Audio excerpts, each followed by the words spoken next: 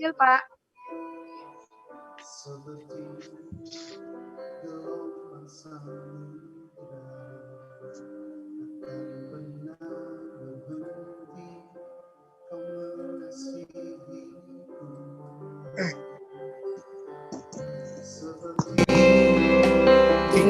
Ya, ini udah saya share di mana, Miss Susi? Nah, ini mulai gede ini. Udah oke ya?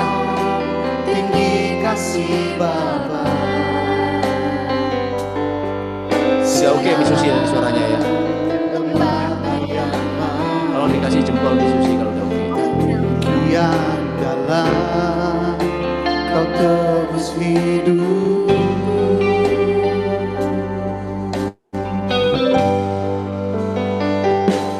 Kasihmu lebih dari mentari yang tak pernah berhenti memancarkan sinarnya. Cintamu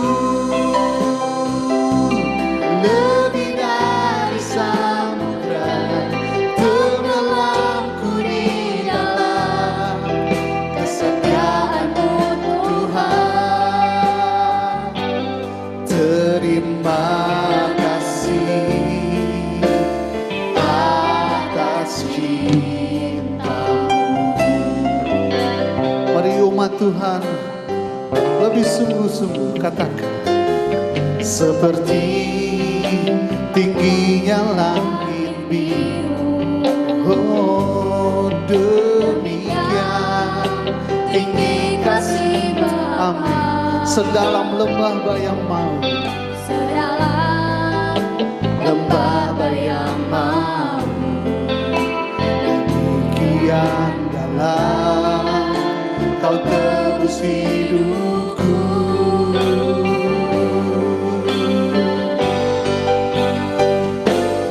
Kasih-Mu lebih dari mentari yang tak pernah berhenti memancarkan cinta-Mu Tuhan. Lebih dari samudra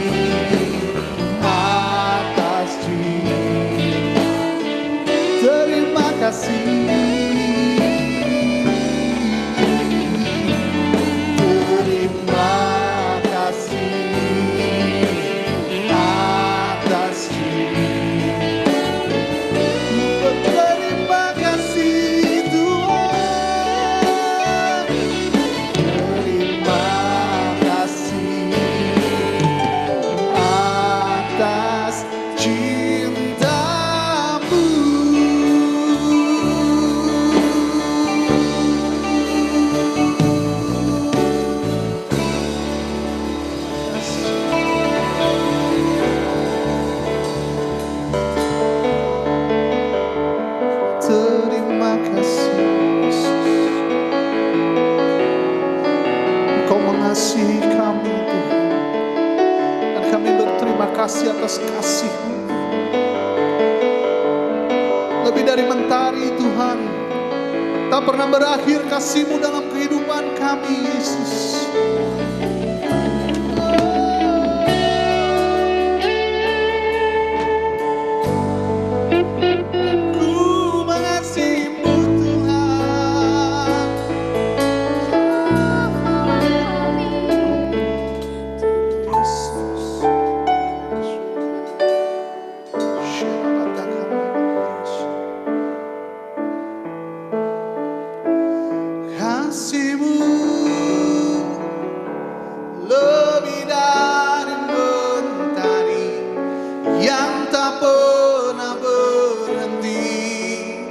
Memancarkan sinarnya, cinta-Mu lebih dari samudra, tenggelamku di dalam kesetiaan-Mu Tuhan. Terima kasih atas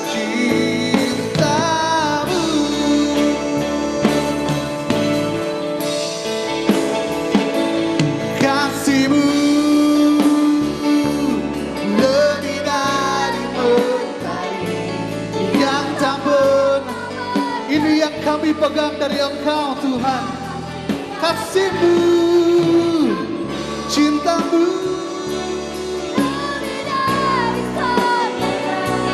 tenggelamku di dalam kesetiaan-Mu Tuhan. Terima kasih atas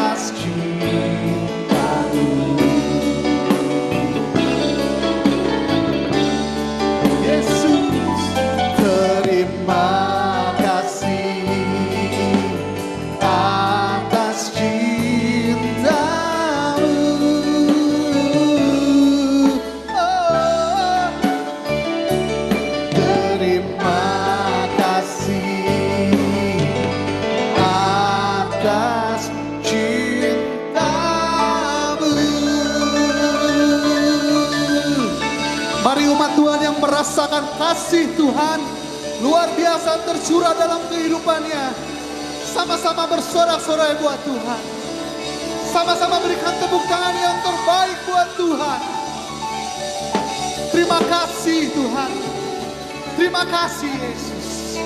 Terima kasih. Dan kami rasakan kasih-Mu mengalir di tengah-tengah kami. Dan kami rasakan kasih-Mu mengalir dalam setiap hati kami.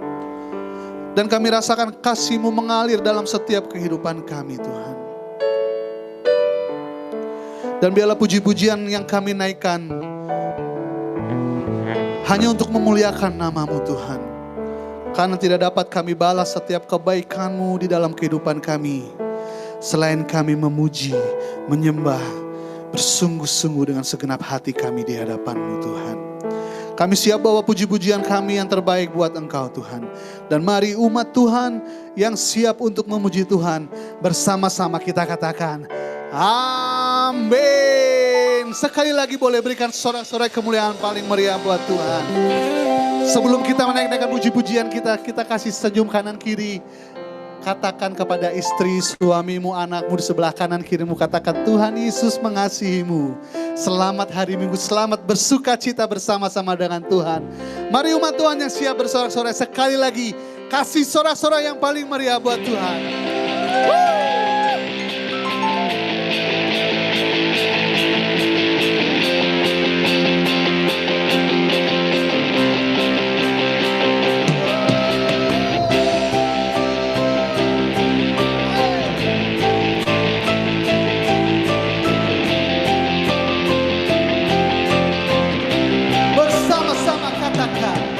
Terbayang kebesaran dan tak terbanding perbuatan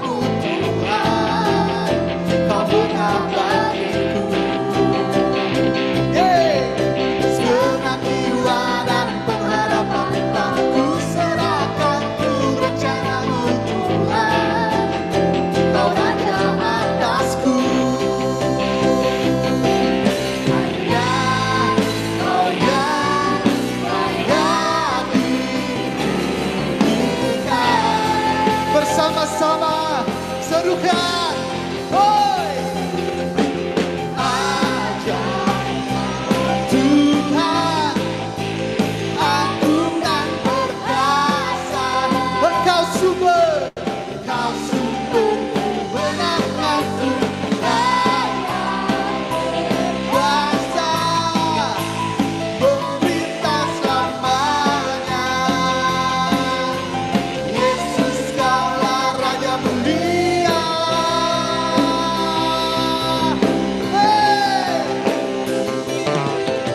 Tak terbayang kebesaran-Mu dan tak terbanding perbuatan-Mu Tuhan. Kau mengabari segenap jiwa.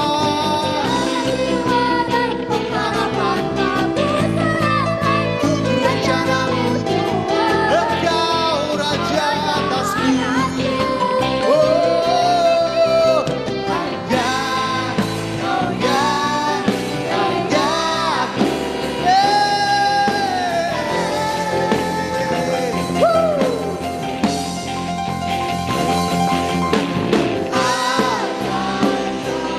Tuhan, agung dan perkasa.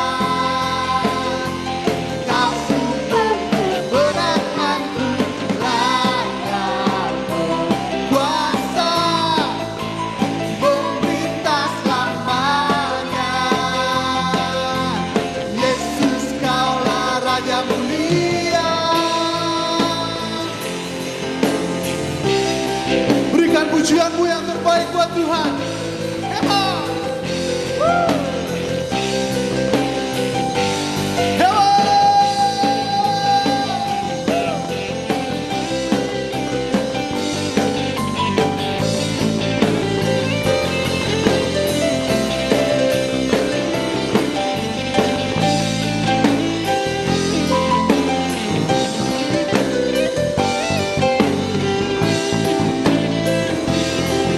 Mari sekali lagi bersama-sama katakan ajaib Kau Tuhan. Lebih semangat.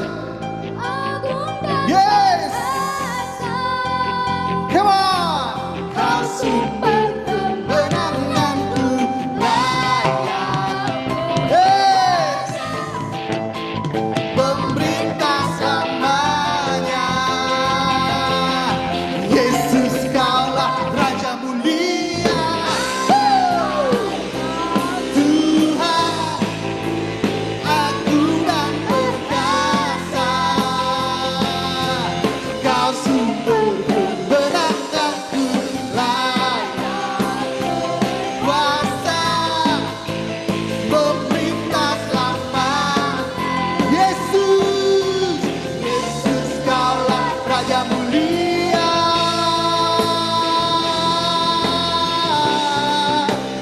Raja mulia. Oh,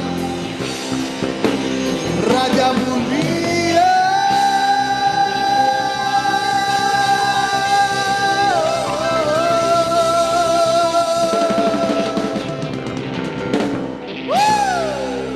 Haleluya.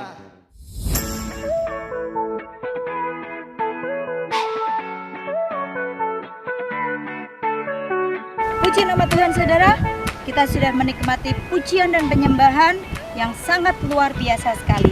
Saya percaya saudara diberkati dengan pujian dan penyembahan tadi. Saudara, hadirat Tuhan turun atas kita semua. Saatnya kita untuk membuka hati kita mendengarkan firman Tuhan yang akan disampaikan oleh hamba Tuhan yang luar biasa sekali. Siapkan hati kita saudara. Sampai jumpa minggu depan saudara. Jangan lupa tetap jaga kesehatan, selalu waspada dan jangan lupa selalu pakai masker. God bless you. Shalom Bapak Ibu Saudara, selamat hari Minggu. Kiranya Tuhan terus memimpin, menuntun, dan membimbing hidup kita. Akhir-akhir ini banyak pembicaraan mengenai nabi palsu. Beberapa orang beranggapan apabila hamba Tuhan atau pendeta berdoa dan bernubuat, lalu apa yang dia katakan belum terjadi, maka hamba Tuhan atau pendeta tersebut dianggap sebagai nabi palsu. Hal ini pernah menjadi perbincangan di awal pandemi bahkan sampai hari ini. Itulah sebabnya edisi Voice of Pentecost kali ini akan membahas mengenai kenabian yang sejati untuk meluruskan pandangan-pandangan dan pembahasan mengenai nabi palsu dan hukuman mati bagi nabi palsu. Di dalam Ulangan 18 ayat 20 sampai 22 dikatakan seorang nabi palsu layak mendapatkan hukuman mati karena dua alasan. Yang pertama, mengucapkan demi nama Tuhan perkataan yang tidak Tuhan perintahkan. Yang kedua, berkata-kata demi nama Allah lain. Arti yang kedua ini sangat jelas, yaitu secara jelas menggunakan nama Allah lain. Namun, perihal alasan yang pertama, apakah tandanya seseorang mengucapkan demi nama Tuhan sesuatu yang tidak Tuhan perintahkan? Bagaimanakah mengukur perkataan tersebut terjadi atau tidak? Tentu jawabannya adalah menunggu. Sekali lagi, apakah tandanya seseorang mengucapkan demi nama Tuhan sesuatu yang tidak Tuhan perintahkan? Bagaimanakah mengukur perkataan tersebut terjadi atau tidak? Jawabannya hanya menunggu.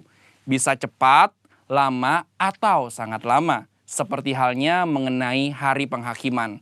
Maka dari itu, terjadi atau belum terjadinya suatu nubuatan bukanlah aturan kaku dan kriteria utama untuk menentukan kenabian yang sejati. Melainkan ada beberapa kriteria lain yang lebih komprehensif atau lengkap.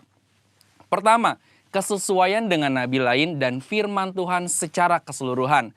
Kedua, berasal dari Tuhan walaupun terkadang tidak sesuai dengan kehendak pribadi sang nabi itu sendiri.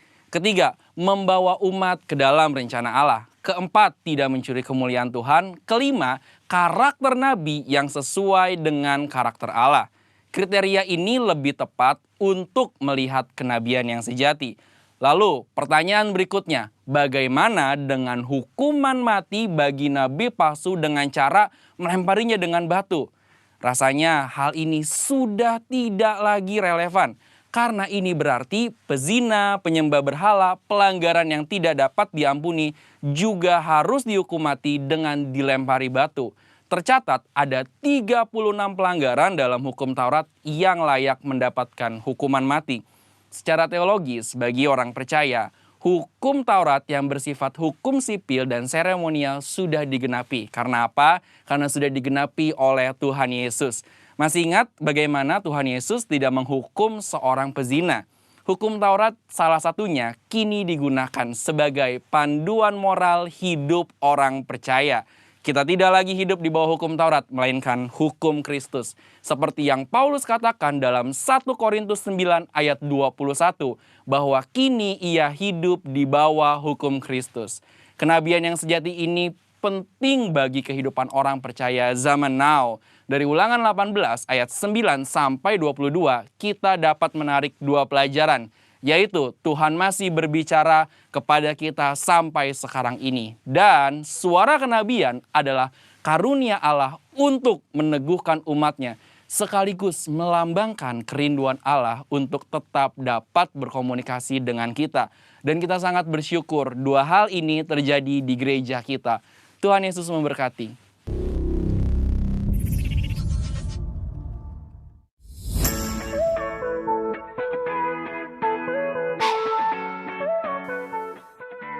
Salam Bapak Ibu yang terkasih, jemaat dari Gereja Bethel Indonesia GBI Holiday Inn yang terkasih, yang saya percaya juga pasti dikasih oleh Tuhan kita Yesus Kristus.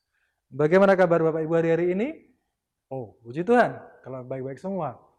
Nah Bapak Ibu, saya mau cerita sedikit. Nama saya Kurniawan, saya dari GBI Libu Cikarang. Saya bukan berasal dari keluarga yang percaya Tuhan Yesus di awalnya. Saya punya kepercayaan lain, keluarga saya punya kepercayaan lain. Nah, tapi sebelum saya lanjutkan, kayaknya nggak enak kalau kita nggak doa dulu. Yuk kita doa dulu ya.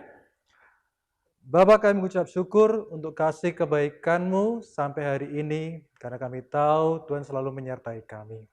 Walaupun di masa-masa sekarang kasih kebaikan Tuhan terus ada dalam kehidupan kami. Bahkan di masa di mana orang katakan ini adalah masa pandemi virus corona. Tapi kami percaya ada sesuatu penyertaan dari Tuhan yang lebih besar lagi dalam kehidupan kami. Penyertaan Tuhan selalu menyertai kami, dan itu yang menguatkan kami. Makasih Bapa, berbicaralah kepada kami, tuntun kami Tuhan, untuk kami boleh semakin mengerti apa yang harus kami lakukan di hari-hari ini. Sehingga kehidupan kami, jalan kehidupan kami, dan apapun yang kami nanti lakukan ke depan, tidak melenceng dari jalan Tuhan, dan kami selalu hidup di dalam kasih, kebenaran, dan tuntunan Tuhan. Kami naikkan doa-doa kami dalam satu nama, yaitu hanya di dalam nama Tuhan kami Yesus Kristus. Kami alaskan doa-doa kami. Kita yang percaya sama-sama kita katakan. Amin. Nah Bapak Ibu kembali.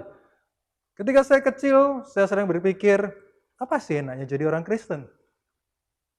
Puji Tuhan, dari mulai saya TK, SD, SMP, SMA, saya masuk ke sekolah yang dibimbing dengan cara Kristen. Nah, ada satu perikop dari Alkitab yang sangat saya sukai. Nah, hari ini mau kita baca. Perikopnya apa? Yaitu di Mazmur pasal 23. Ayo Bapak Ibu kita buka bersama-sama. Mazmur pasal 23, ini satu perikop yang sering kita dengar. Bahkan banyak nyanyian diciptakan dari perikop ini. Yuk kita buka Mazmur pasal 23. Yang sudah ketemu sama-sama kita katakan. Amin.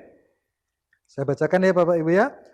Mazmur pasal 23, apa judulnya di situ? Perikopnya berjudul adalah Tuhan Gembalaku yang baik. Firman Tuhan katakan, Mazmur Daud, Tuhan adalah gembalaku, takkan kekurangan aku. Ia membaringkan aku di padang yang berumput hijau, ia membimbing aku ke air yang tenang. Ia menyegarkan jiwaku, ia menuntun aku di jalan yang benar oleh karena namanya. Engkau menyediakan hidangan bagiku di hadapan lawanku. Engkau mengurapi kepalaku dengan minyak, pialaku penuh melimpah. Kebajikan dan kemurahan belaka akan mengikuti aku seumur hidupku, dan aku akan diam dalam rumah Tuhan sepanjang masa. Yang setuju dengan ayat ini sama-sama katakan dengan saya. Amin. Bapak Ibu, sebagai orang Kristen, kita kepengen bahwa kehidupan kita selalu dalam kebaikan Tuhan. Berbicara tentang air yang tenang, berbicara tentang rumput yang hijau, itu seolah adalah penuh kebaikan Tuhan dalam kehidupan kita. Segalanya nyaman, segalanya enak. Sebentar Bapak Ibu, saya lupa. Ini ada satu ayat yang ternyata lupa kita baca. Ayat apa? Ayatnya tertulis seperti ini, ternyata. Ini ada kita lupa ternyata. Tadi kita baca, tapi ternyata ayat 4 kita lupa baca. Ayat 4 tertulis seperti ini. Sekalipun aku berjalan dalam lembah kekelaman, aku tidak takut bahaya. Sebab engkau besertaku, gadamu dan tongkatmu, itulah yang menghibur aku. Sepertinya nggak cocok ya. Mungkin kita sebagai orang Kristen, kita kepengen bahwa kehidupan kita, kehidupan yang penuh dengan sukacita. Yang namanya bekerja, kita kepengen kehidupan kita, pekerjaan kita semakin lama, semakin naik, semakin naik, semakin naik, semakin tambah tinggi. Yang namanya ketika kita sekolah, kita kepengen nilai kita semakin lama, semakin baik, kita lulus dengan cum laude. Tapi firman Tuhan katakan di sini, sekalipun aku berjalan dalam lembah kekelaman, aku tidak takut bahaya. Artinya apa? Kalau kita percaya firman Tuhan adalah ya dan amin, artinya ayat ini juga harus kita yakan dan aminkan. Artinya apa? Artinya kita melihat bahwa di sini suatu ketika kita akan berjalan dalam yang namanya lembah kekelaman. Saya ulangi, kita akan berjalan dalam namanya lembah kekelaman. Bapak Ibu, tanpa terasa kita sudah berada di bulan September. Sudah hampir 7 bulan, 6 bulan lebih sedikit, kehidupan kita dipengaruhi oleh yang namanya virus Corona 19. Pandemi Corona 19 begitu melingkupi kehidupan kita. Banyak bertanya ke saya, Pak, kapan selesainya ini? Udah sekian lama, pandemi belum berlalu. Jangan-jangan kita orang Kristen belum berdoa sehingga pandemi ini selesai. Bapak Ibu, saya percaya banyak hamba-hamba Tuhan yang sudah mendoakan supaya pandemi virus corona itu cepat berlalu. Tetapi, kalau hari-hari ini kita masih hidup di dalam kondisi di mana yang namanya pandemi itu masih ada, artinya apa? Artinya Tuhan inginkan untuk kita mempelajari sesuatu dari proses ini. Firman Tuhan katakan di Roma pasal 8 ayat 28.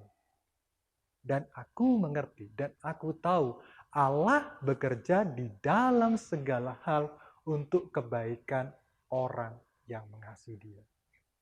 Siapa di sini orang-orang yang mengasihi Tuhan? Nah, kalau kita percaya bahwa kita orang-orang yang mengasihi Tuhan, bahkan dibalik dari virus corona yang ada sekarang, dibalik dari pandemi yang masih ada terjadi sekarang ini, pasti Tuhan beracara.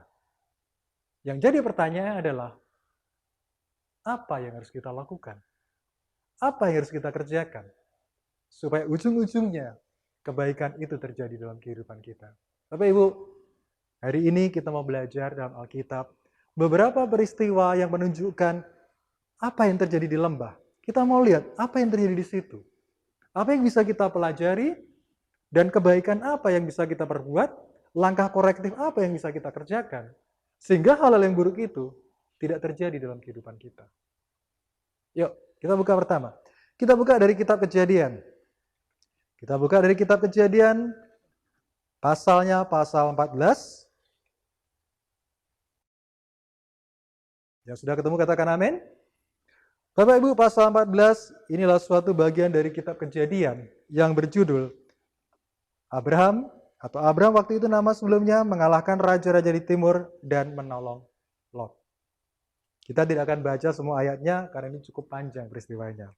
Tapi kita mulai baca di ayat yang ketiga.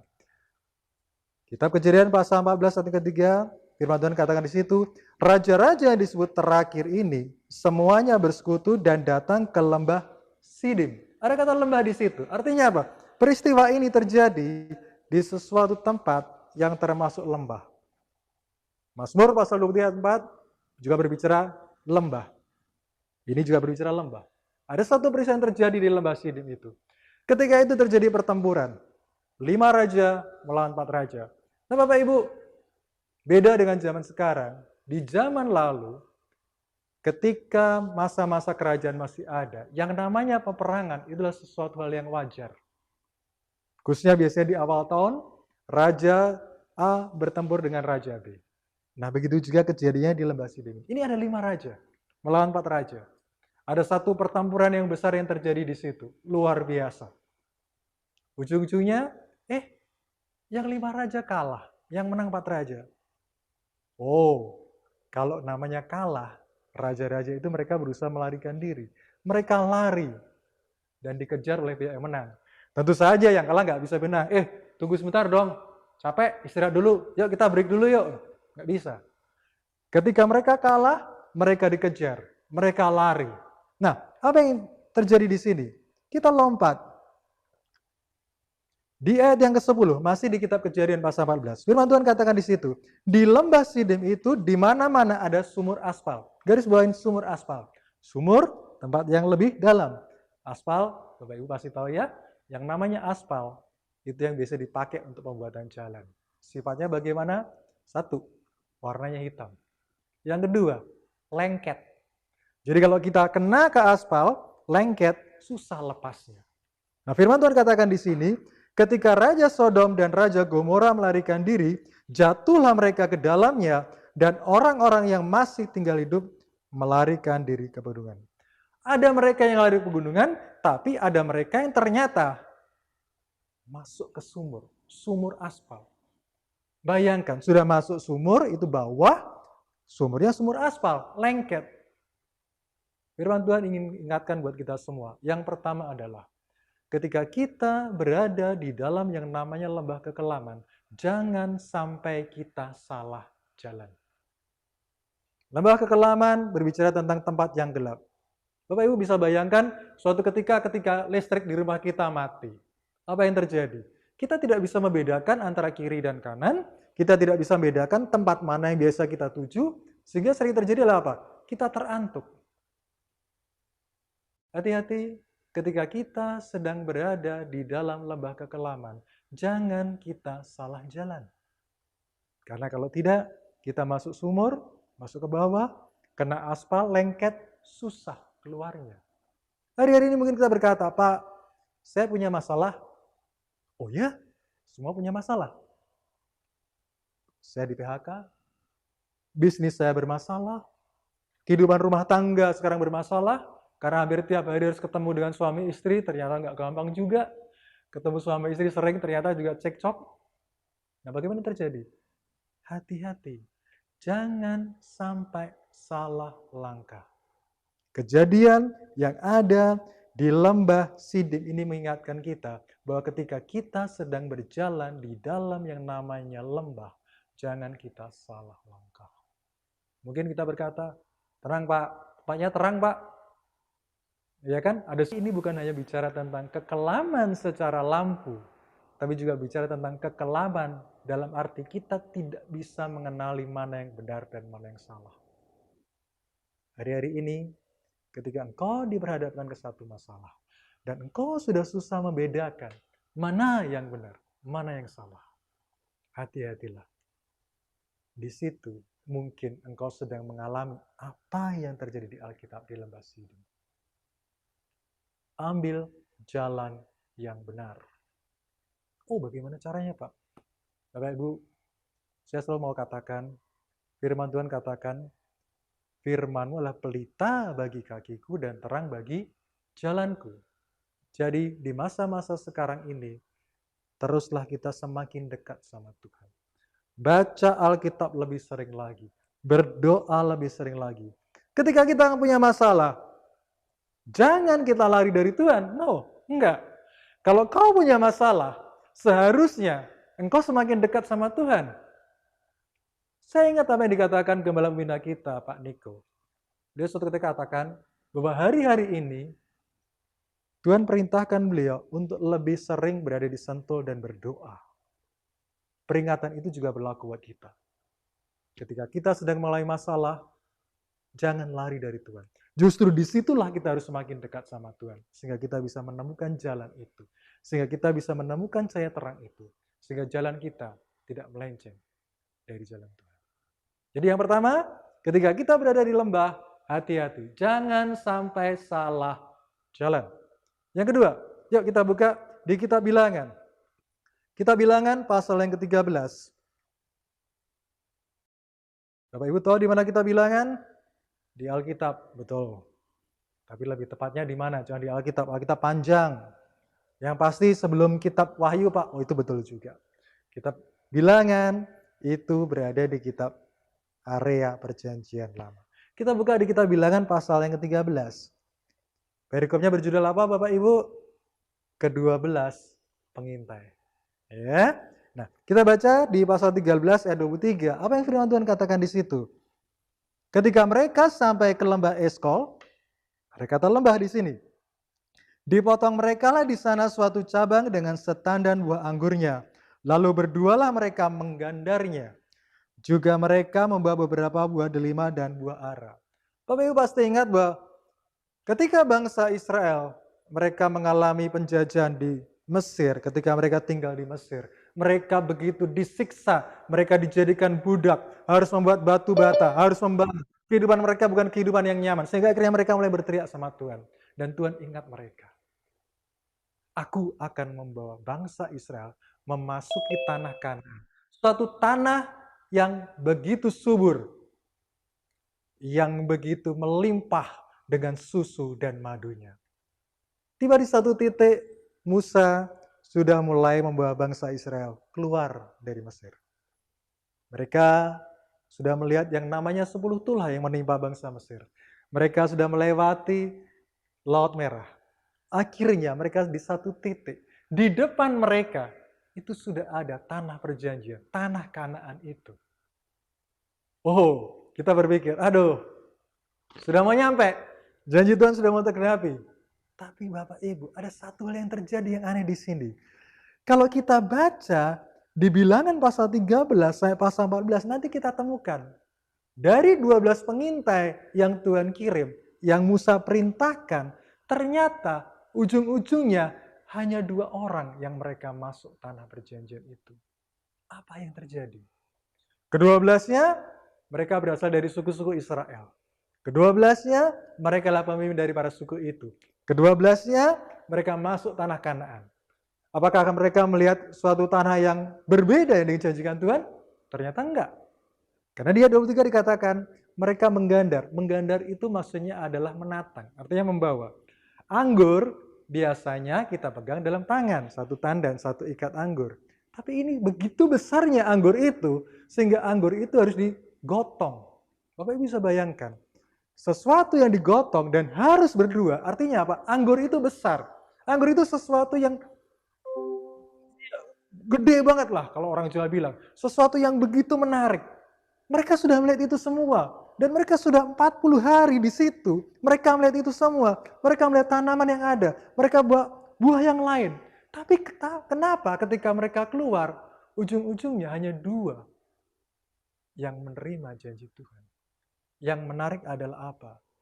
Ke-10 orang ini mulai mengalami apa yang disebut dengan keraguan.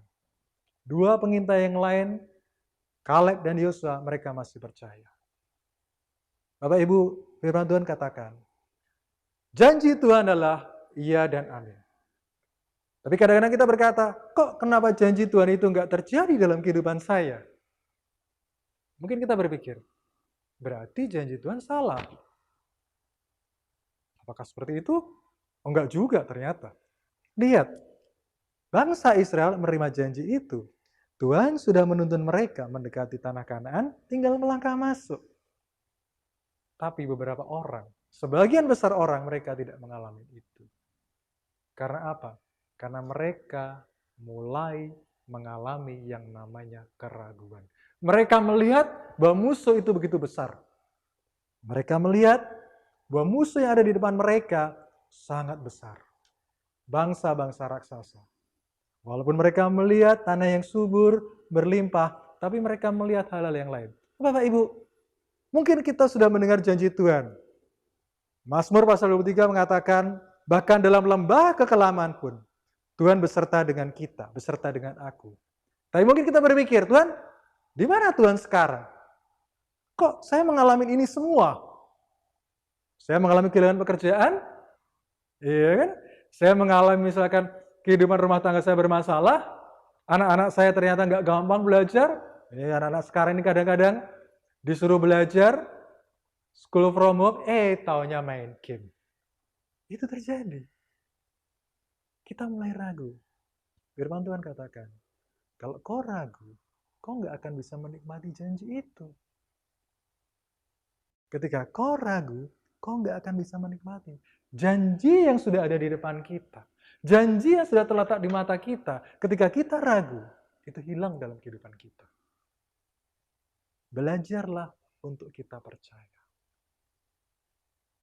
Peristiwa yang kedua dari apa yang terjadi di lembah adalah ketika kita berada di dalam lembah kekelaman, kadang-kadang kita merasa yang namanya ragu-ragu.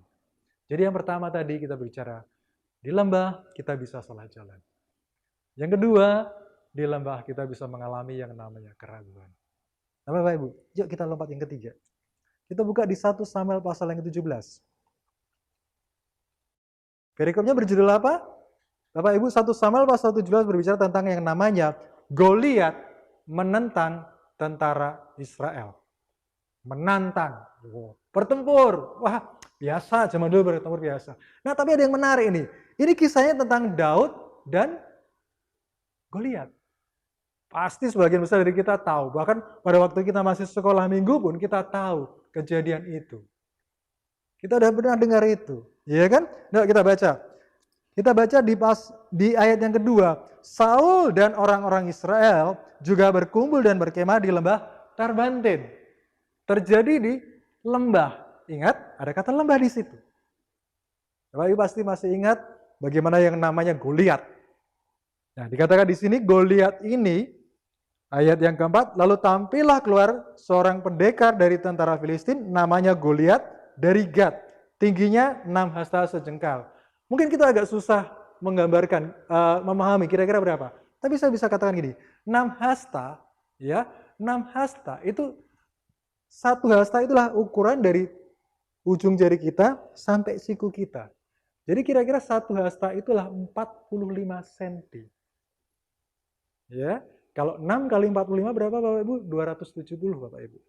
Tidak usah dihitung pakai kalkulator. Tadi malam saya sudah ngitung. Ya. Ditambah dengan 1 jengkal.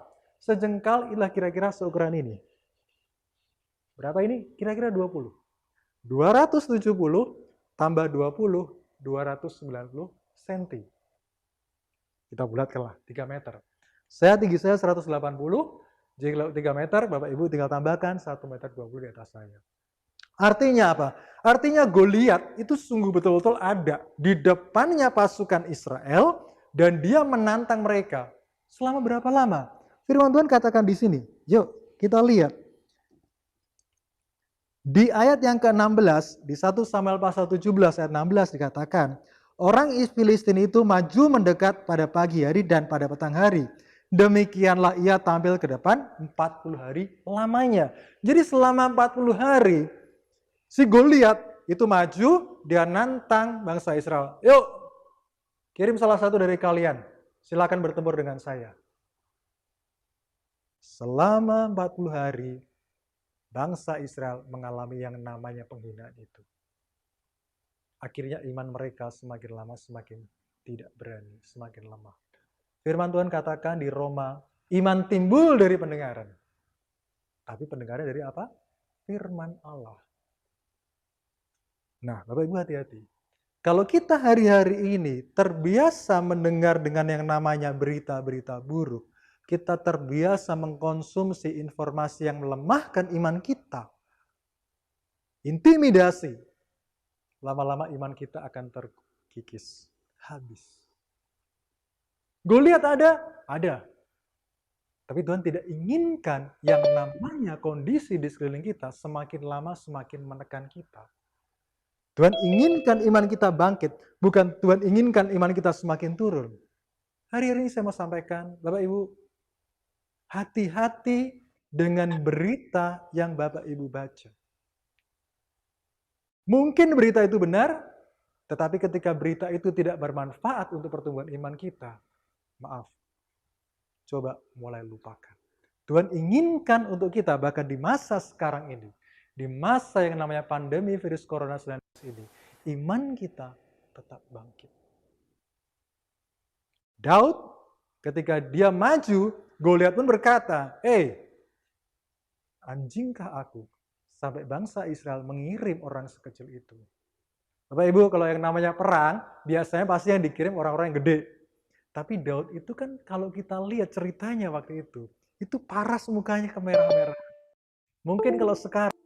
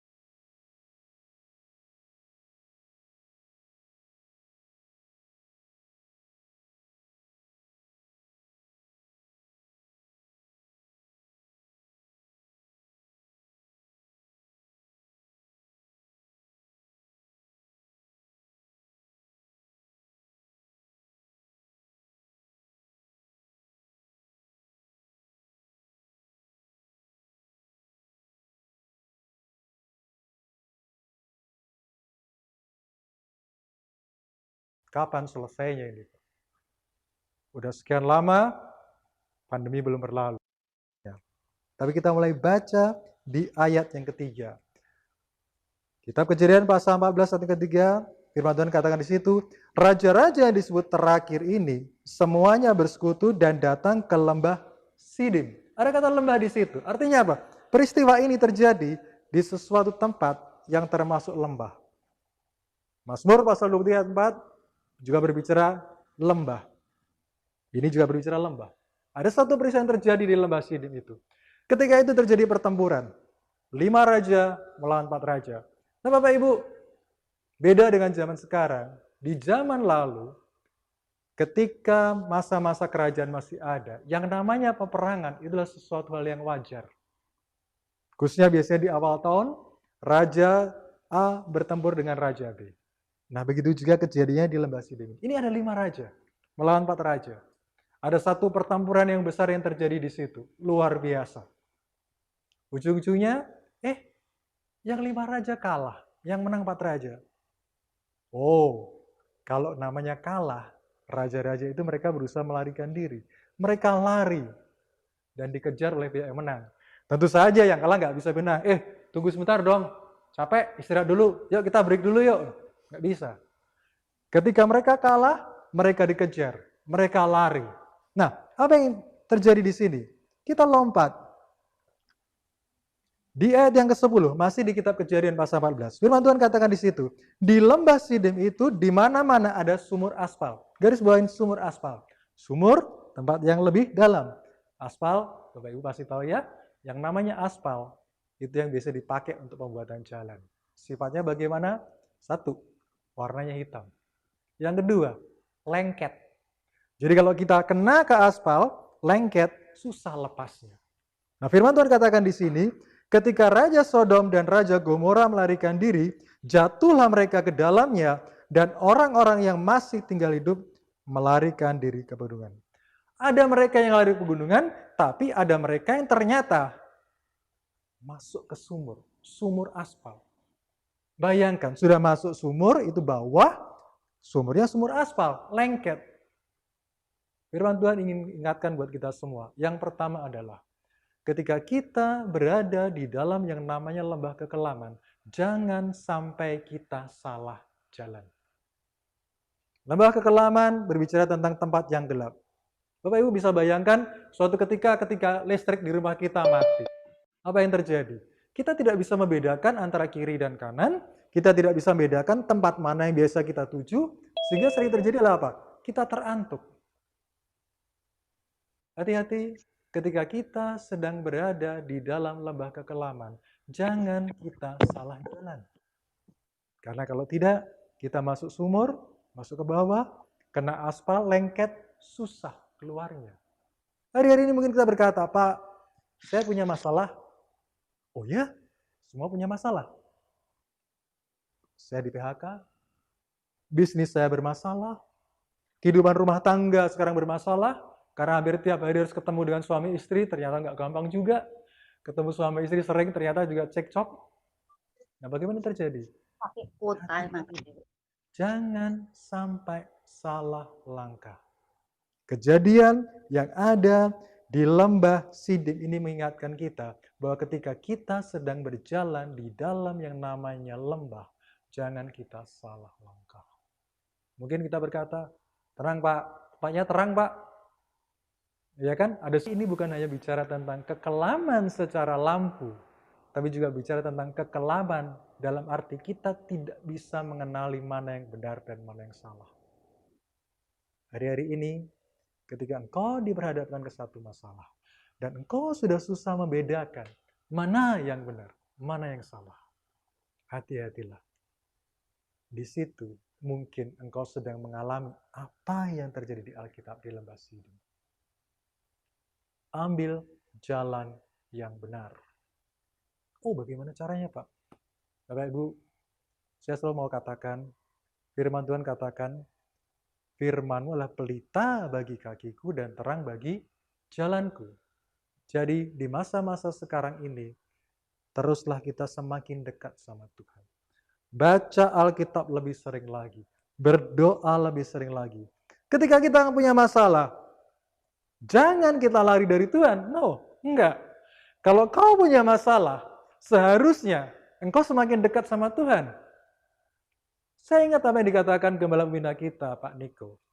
Dia suatu ketika katakan bahwa hari-hari ini Tuhan perintahkan beliau untuk lebih sering berada di Sentul dan berdoa. Peringatan itu juga berlaku buat kita. Ketika kita sedang mulai masalah, jangan lari dari Tuhan.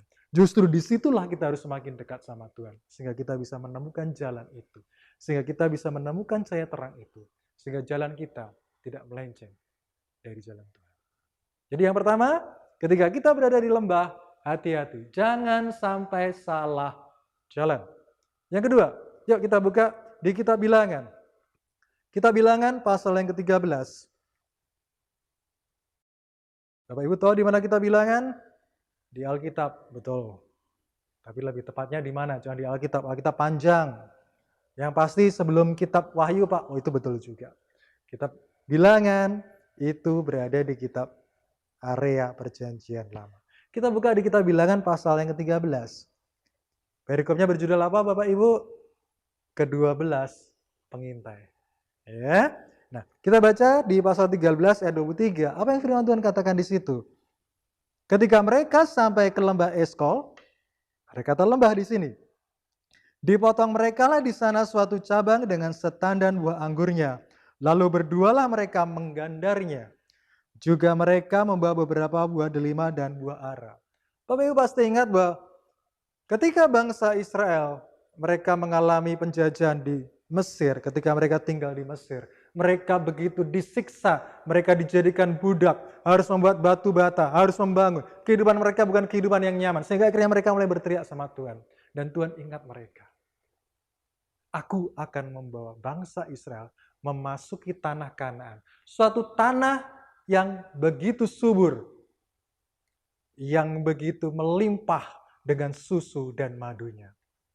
Tiba di satu titik, Musa sudah mulai membawa bangsa Israel keluar dari Mesir. Mereka sudah melihat yang namanya 10 tulah yang menimpa bangsa Mesir.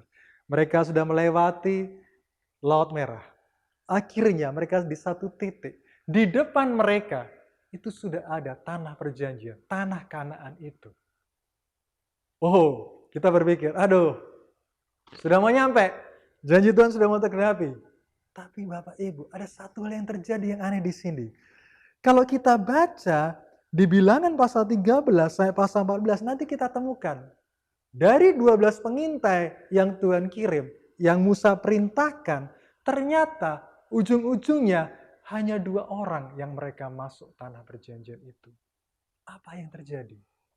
Ke-12-nya, mereka berasal dari suku-suku Israel. Ke-12-nya, mereka adalah pemimpin dari para suku itu. Ke-12-nya, mereka masuk tanah Kanaan. Apakah mereka melihat suatu tanah yang berbeda yang dijanjikan Tuhan? Ternyata enggak. Karena di ayat 23 dikatakan, mereka menggandar. Menggandar itu maksudnya adalah menatang, artinya membawa. Anggur biasanya kita pegang dalam tangan, satu tandan, satu ikat anggur. Tapi ini begitu besarnya anggur itu, sehingga anggur itu harus digotong. Bapak Ibu bisa bayangkan. Sesuatu yang digotong dan harus berdua, artinya apa? Anggur itu besar. Anggur itu sesuatu yang gede banget lah kalau orang Jawa bilang. Sesuatu yang begitu menarik. Mereka sudah melihat itu semua. Dan mereka sudah 40 hari di situ. Mereka melihat itu semua. Mereka melihat tanaman yang ada. Mereka buah yang lain.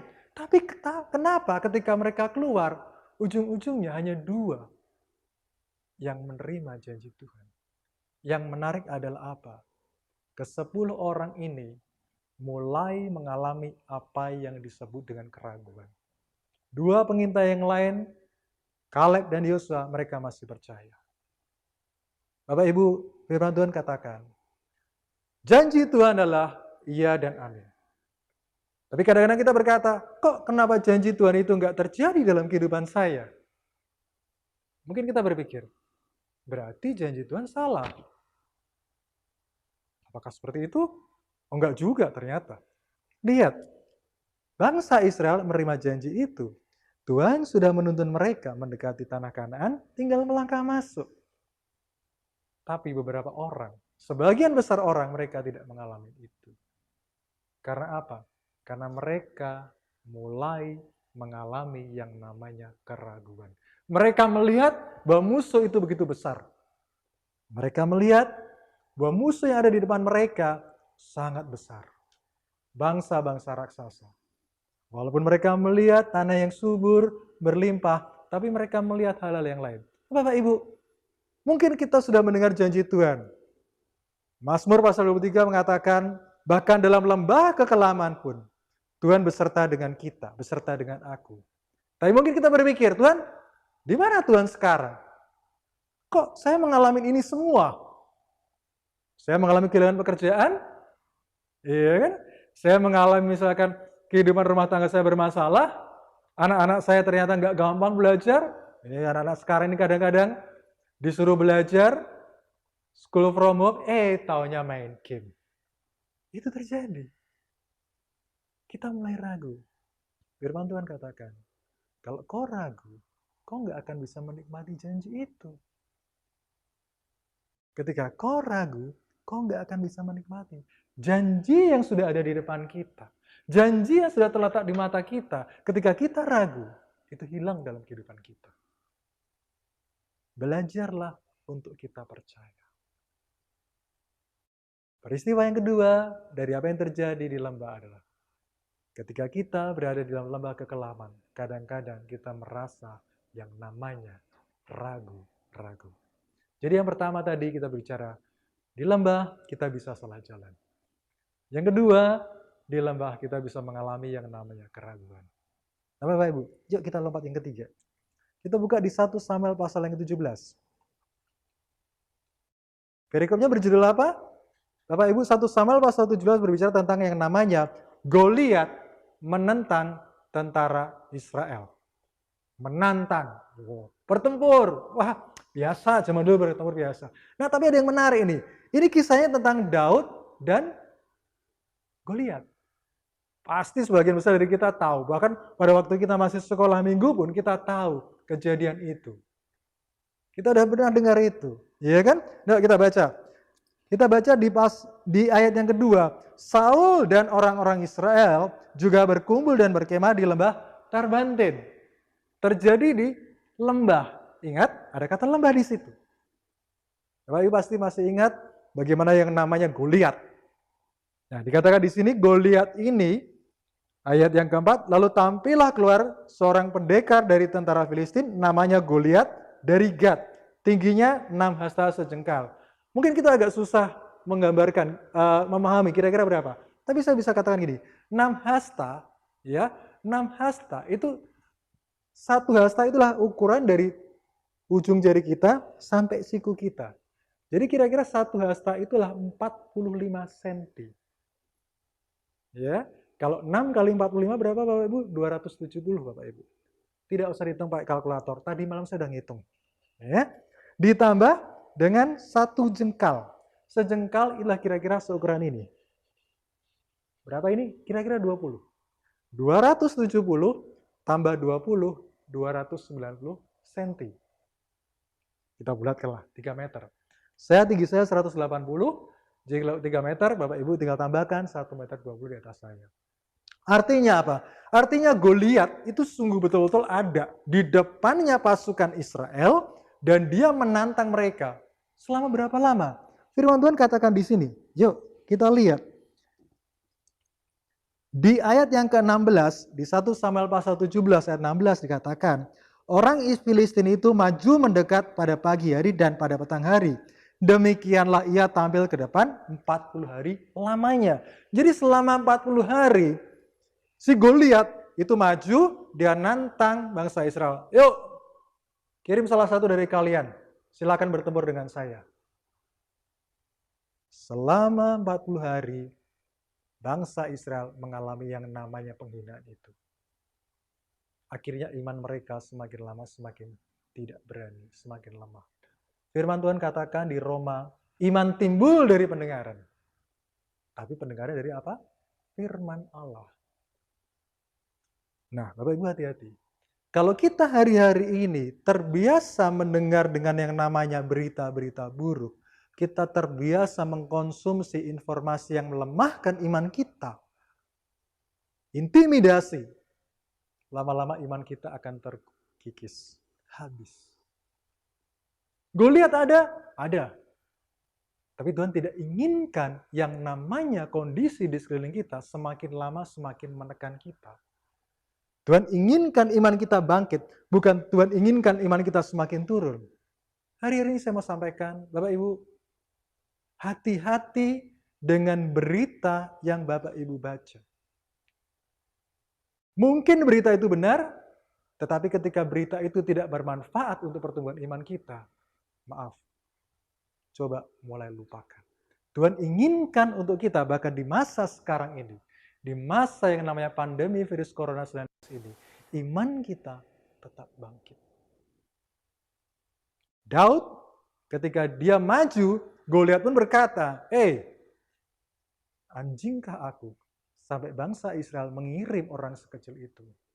Bapak Ibu, kalau yang namanya perang, biasanya pasti yang dikirim orang-orang yang gede. Tapi Daud itu kan kalau kita lihat ceritanya waktu itu paras mukanya kemerah-merahan. Mungkin kalau sekarang, Daud itu lebih cocok jadi cover boy. Bukan jadi perang. Yang di hadapan dia adalah apa? Goliat yang tinggi besar.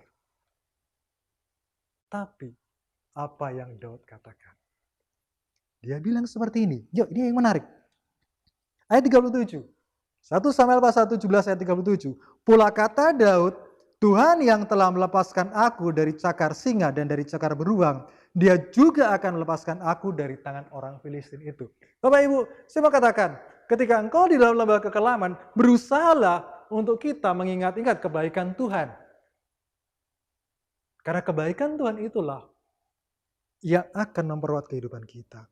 Kalau dulu Tuhan pernah menolong kita, pasti Tuhan juga akan menolong kita. Kalau dulu Tuhan menolong kita melewati suatu perkara, selama kita setia di dalam jalannya Tuhan, Dia akan menolong kita. Orang mungkin berkata, engkau nggak akan sanggup. Kau sudah kena PHK. Sekarang di masa-masa yang susah, umurmu juga berapa? Umurmu sudah tua, nggak akan mungkin kau dapat punya pekerjaan. Tapi Tuhan sanggup menolong kita. Hari-hari Bapak Ibu, kau yang sudah kehilangan pekerjaan, kau yang sudah mengalami masalah dalam kehidupanmu, rumah tanggamu, secara keuangan kau bermasalah, pegang janji Tuhan. Tuhan akan menolong kita. Sebagaimana dulu Daud ditolong Tuhan, hari ini saya percaya ketika kita imani Mazmur pasal 23, itu akan juga tergenapi dalam kehidupan kita. Jangan takut. Orang boleh berkata apa? Orang boleh meremehkan kita. Orang mungkin berkata, apa sih pendidikanmu? Apa sih latar belakang keluargamu? Masa sekarang? Mana mungkin kau bisa? Janji Tuhan adalah ya dan amin. Jangan menyerah. Maju. Maju melangkah. Ya, jadi yang pertama, di dalam lembah, kita mungkin mengalami yang namanya jalan menyimpang ke kiri ke kanan. Tapi jangan sampai kita salah jalan. Yang kedua tadi kita lihat, di dalam lembah kita mulai mungkin mengalami yang namanya keraguan-raguan. Karena kita melihat di depan kita sesuatu yang begitu besar menghadang. Yang ketiga, di dalam lembah kita mungkin mengalami yang namanya intimidasi. Orang bilang apa? Orang meremehkan kita. Terus, apa yang harus kita lakukan dong Pak? Ini kan berita buruk semua. Masalah-masalah semua. Yuk, saya mau tutup dengan beberapa ayat yang cukup menarik. Kita buka di kitab Mazmur. Mazmur pasal 84. Ayat 6 sampai ayat yang ke-8. Firman Tuhan katakan seperti ini. Ayat yang ke-6-nya, berbahagialah manusia yang kekuatannya di dalam Engkau, yang berhasrat mengadakan ziarah. Ayat yang ke-7, apabila melintasi lembah baka, mereka membuatnya menjadi tempat yang bermata air. Sebentar, ini salah ketik atau gimana ya? Kalau di dalam lembah, di dalam permasalahan, biasanya yang ada mungkin air mata ya Bapak Ibu ya. Tapi kenapa dikatakan di sini menjadi tempat yang bermata air? Bahkan hujan pada awal musim menyelubunginya dengan berkat. Mereka berjalan makin lama makin kuat, hendak menghadap Allah di Sion. Garis bawahi dari ayat yang ke-6. Berbahagialah manusia yang kekuatannya di dalam Engkau. Di dalam siapa? Di dalam Tuhan. Bapak Ibu, firman Tuhan ini mengingatkan kita, ketika kita mengalami masalah, ketika kita berada di dalam yang namanya lembah, jangan salah jalan. Tetap andalkan Tuhan. Berlututlah di hadapan Tuhan. Mungkin engkau perlu masuk ke kamar, kau berdoa, kau baca firman, kau timba kekuatan dari Tuhan. Bersandarlah kepada Tuhan. Orang yang bersandar kepada Tuhan, apabila melintasi lembah baka, ada kata lembah lagi. Mereka membuatnya menjadi tempat yang bermata air. Lembah, tadi saya katakan, biasanya kita menangis di situ. Tapi bahkan orang ini, ketika dia melintasi lembah baka, bukannya dia menangis, tapi dia bisa membuat perubahan di dalam lembah itu. Bahkan lembah itu menjadi tempat yang bermata air. Airnya membuah, melimpah. Dan itu yang dibutuhkan orang. Bapak Ibu, kalau kita bicara, oh saya mengalami itu Pak. Bapak Ibu bisa lihat di sekeliling kita. Banyak orang mengalami hal yang sama. Tapi Tuhan inginkan apa? Ayat ini mengatakan, Tuhan inginkan untuk kita menjadi sesuatu, menjadi pribadi yang membawa perubahan.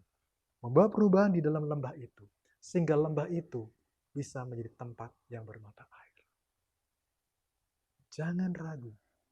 Ketika engkau mengalami itu semua, bersandarlah kepada Tuhan. Berharaplah kepada Tuhan. Jangan pernah menyerah. Terus bersandar kepada Tuhan. Lakukan bagian kita. Bersandar, minta tuntunan Tuhan. Berdoa. Mungkin hari-hari ini kita berkata, Pak, saya nggak bisa ibadah, Pak. Bapak Ibu, tidak bisa ibadah secara tatap muka, tidak menghalangi kita untuk tidak beribadah. Saya mau katakan, ketika Bapak Ibu beribadah secara online pun, ada hadirat Tuhan di situ. Ada kekuatan yang Tuhan berikan di situ. Tangkap itu, masukkan itu dalam kehidupan kita. Sehingga kehidupan kita menjadi kehidupan yang semakin dikuatkan di dalam jalannya Tuhan. Ayat yang ke-7 dikatakan di sini, bahkan hujan pada awal musim menyelubunginya dengan berkat. Menjadi berkat.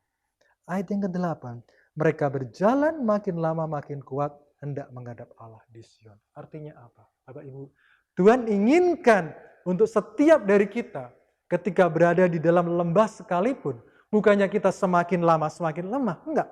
Kalau dikatakan berjalan makin lama makin kuat, artinya apa? Artinya kita mendapatkan kekuatan baru. Artinya apa? Artinya kita bisa melakukan sesuatu dengan hal yang baru.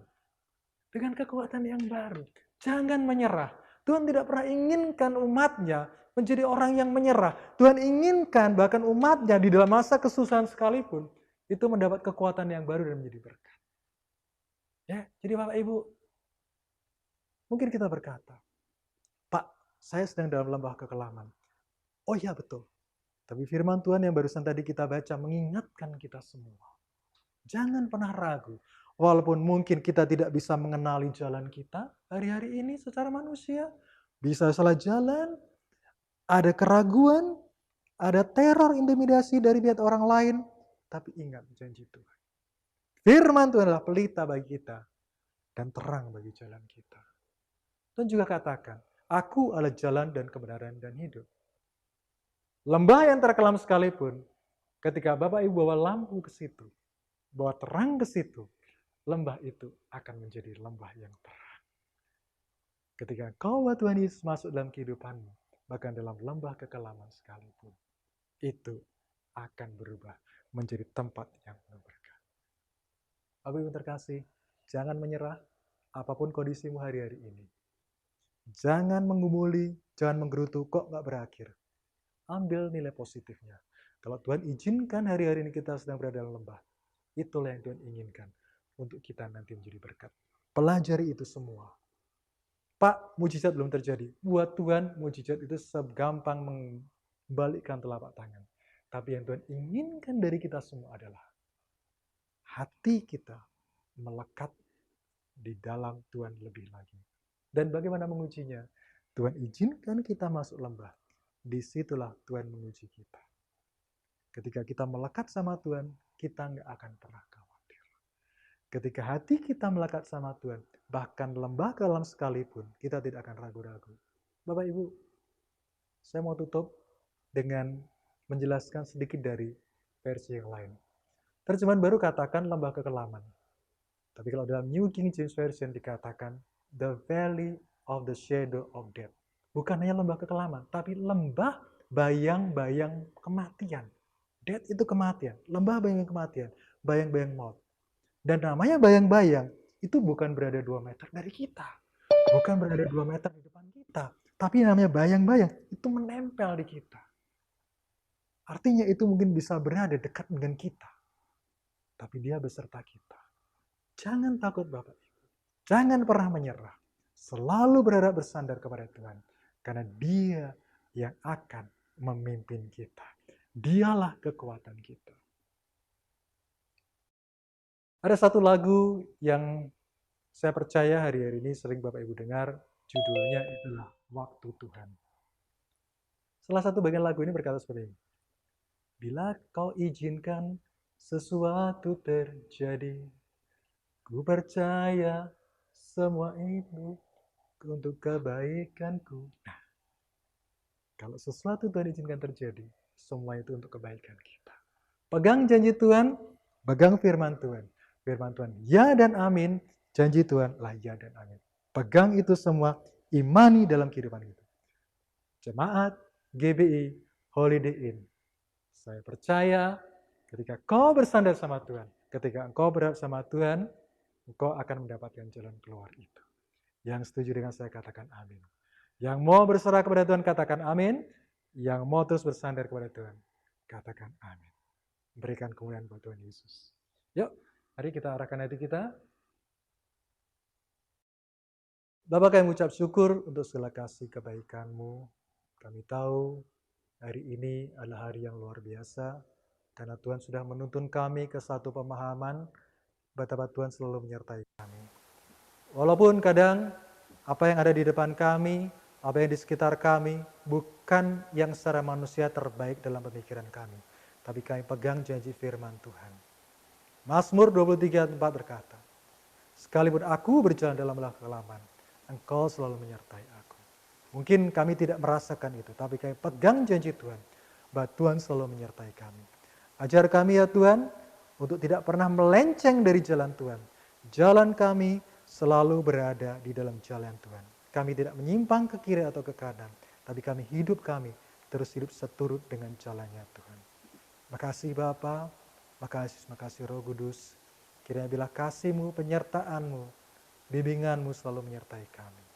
Sehingga bahkan di masa-masa sekarang ini, Tuhan akan temukan kami semua sebagai hamba-hamba Tuhan, sebagai anak-anak Tuhan yang setia di dalam jalannya Tuhan. Terima kasih Bapa, kami tahu kebaikan Tuhan selalu menyertai kami. Kami tahu penyertaan Tuhan selalu berada bersama dengan kami. Kami tahu tuntunan Tuhan selalu menyertai kami. Dan itulah janji buat kami semua yang percaya dan bersandar kepada Tuhan. Mari jemaat-jemaat Gereja Bethel Indonesia GBI Holiday Inn yang mengasihi Tuhan dan percaya akan kebaikan Tuhan, sama-sama kita katakan amin. Amin. Tuhan Yesus berkati Bapak Ibu sekalian. Selamat hari Minggu. Mari jemaat Gereja Bethel Indonesia GBI Holiday Inn, kita arahkan hati kita angkat tangan kita. Tuhan berkati engkau dan melindungi engkau. Tuhan menyinari engkau dengan wajah-Nya dan memberikan engkau damai sejahtera. Kiranya kasih dari Allah Bapa, di dalam mana yang tunggal Tuhan kita Yesus Kristus, dan persekutuan indah dengan Roh Kudus selalu menyertai kita.